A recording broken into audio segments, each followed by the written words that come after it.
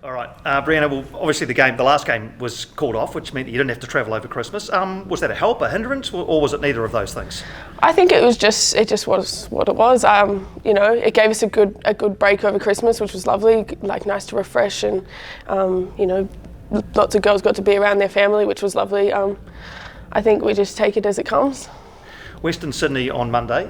Do you see this as a chance to pick up your first points of the season? 100%. I think every game's a chance to pick up points, and I think we're just going to take it to them and give it all we got. How do you reflect on your season? Because obviously you've been in goal for the 5 games with Lily still injured. How have you reflected on your own performances so far? I think it's been a lot of character building. I think it's really brought out a lot mentally in like a lot of the girls, and me especially.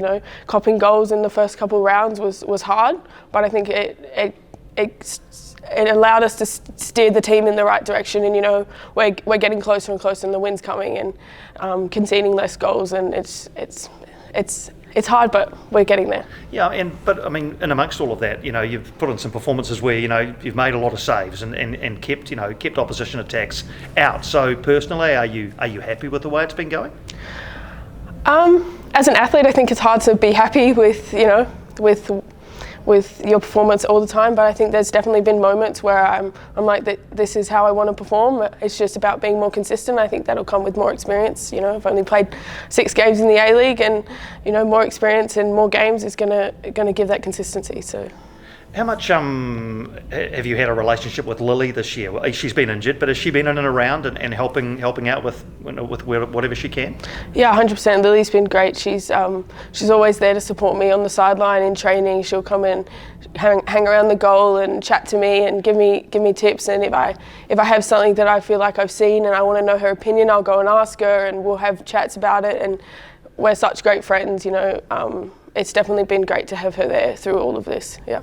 I was at the last game up in the press box, and she stands by herself down, and I'm sure you know this. Yeah. Stands by herself and just yells like a fan. Are you aware of her up there? Yeah, I think it's kind of strange sometimes when we have away games and she's not there.